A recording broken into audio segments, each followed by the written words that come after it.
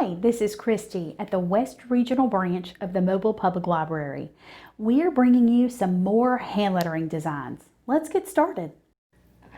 All right, for this quote, we are going to use something that actually Dr. Martin Luther King quoted in one of his speeches. And it's only when it's dark enough can you see the stars. Spacing is super important on this one. So I went ahead and made some margins for myself and made an imaginary midline. We're going to do only when. Those are the only two words we're going to put on the top. We're going to stick to a regular brush font. Make your strokes really bold. Because what we're going to do with this guy is we are actually going to go back to our ombre technique. Now we're going to include the link to that video at the end in case you need extra, maybe instruction, I guess we'll say, on that. And so I'll try to show you a little bit here, and then you can look at that one as well. But the ombre is where you start out with one color and you do a gradient version of that color all the way through. Now you can do different colors, but we're going to go monochromatic on ours because we want the ultimate finished product to look like a night sky. All right, so we're almost there with that first line. And like I said, spacing's super important. So we've got 3 more words. It's dark enough, so make sure that you kind of come in a little, but you're going to come in way over to the left versus only, all right? So it's,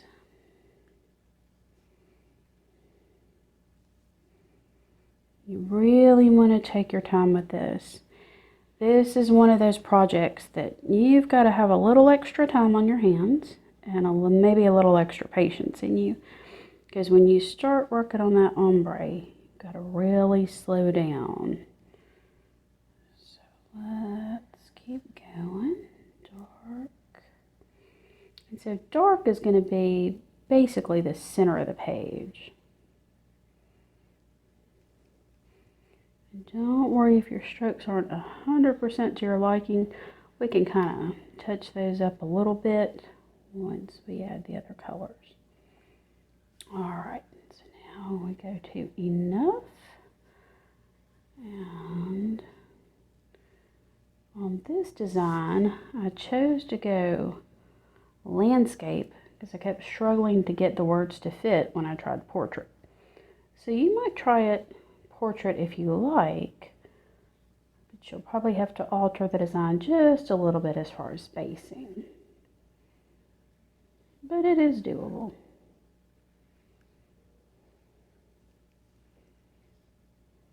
Alright, so we have enough.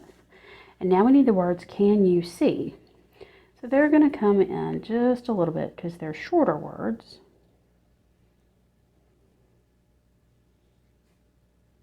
One of the reasons I'm starting out with a broad tip is you get that really, really thick line, which is going to make it super, well, maybe not super easy, but it's going to make it easier when you go to color back over these strokes.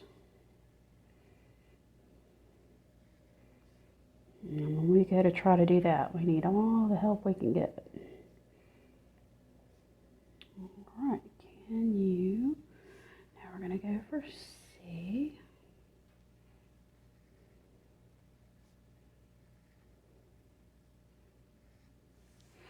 All right, and then I'm going to swap for 1 second to a super tip because I want to write the really tiny right here. And this is going to be one of the colors we use later. So it's just a little bit darker. All right, and then we're going to write stars really fluid and really big across the bottom, okay? So we're going to start with a capital S, really push down.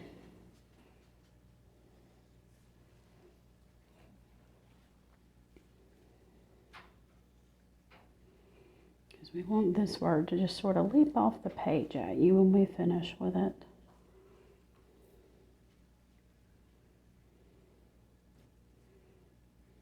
And when you come to your S, we're going to pick it back. There we go. Add a little flourish to it. Okay, so we have our basic beginning. And now, so we started out, this just says blue, but I would call this royal blue. Okay, so when you're looking for what color you want, that's what you start with. This color is leaning toward an indigo, all right? So that means it's kind of got a bluish purple tint a little bit. So that's going to be the first one that we come in. Now, you want to really take your time.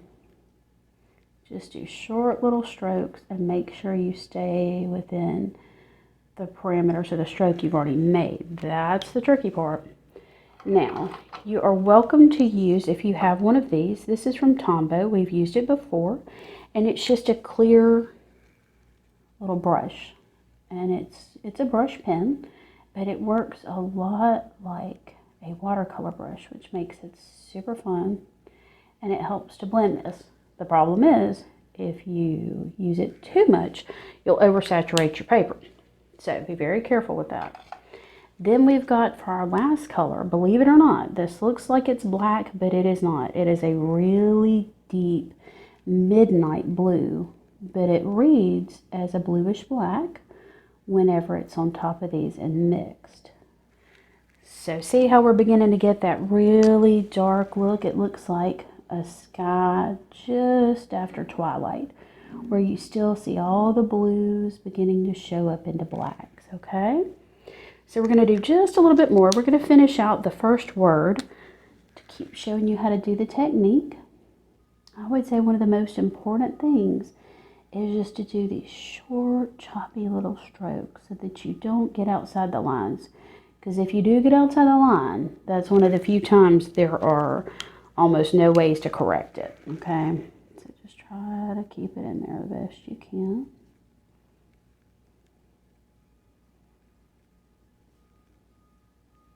So like I said, you're going to need to come to this project with a little extra patience.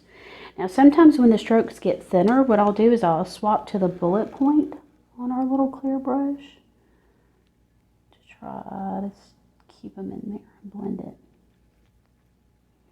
And ultimately, because this actually picks up some of the pigment, what it will do is it will actually leave almost like a highlighted area straight down the middle of your word, which gives it a really neat effect for this particular project. All right, so we're back to our sort of indigo color.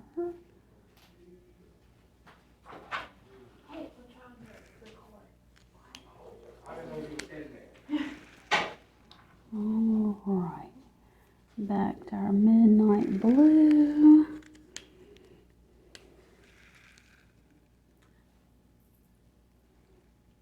And we've almost finished this word. It didn't take us too long.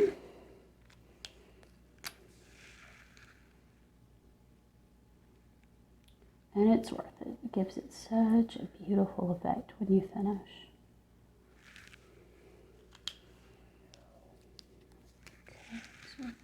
Just a little bit. If you really look close, you can see how it drags that darker color up into the lighter color. And you can always play with a little, walk away, let it dry. If you're not satisfied, come back and play with it a little bit more to blend it. This is one that really takes a process. All right, so there we have the first word, and through the magic of video, we are now going to swap and show you, yay, the finished product, okay? So this is what it looks like when you've done all the ombre on all the words, and we want to add just a little bit more pizzazz to it, okay? First off, we're going to erase all our pencil marks where I had my margins to start. So we're going to get rid of those guys.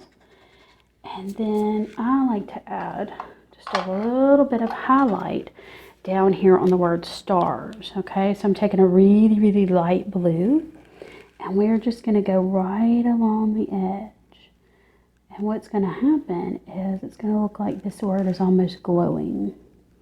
So again, super short little strokes. We're just going to go along one side and then come down here.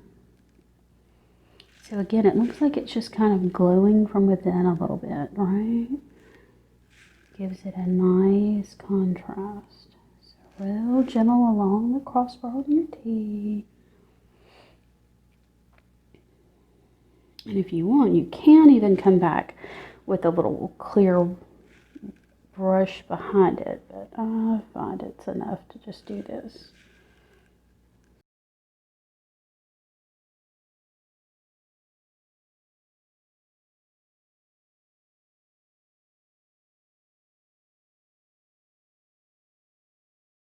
Okay, and then this one just seems to call for just something a little extra. So I just put some dots. I guess they're supposed to be like space dust. Don't put too many because you don't want it to look like polka dots. And then just add some teeny weeny little stars in there. And I would keep them in a fairly light color like this. Keep it bright, because it adds such a nice contrast. Let's get these out of our way so you can see. But it adds such a nice contrast to all the dark colors that we have going on. And I played with the idea of yellow because usually stars are depicted as yellow, but that just seemed a little too much. So I just stuck to this. But you can make it any way you like. Make your stars the color you want.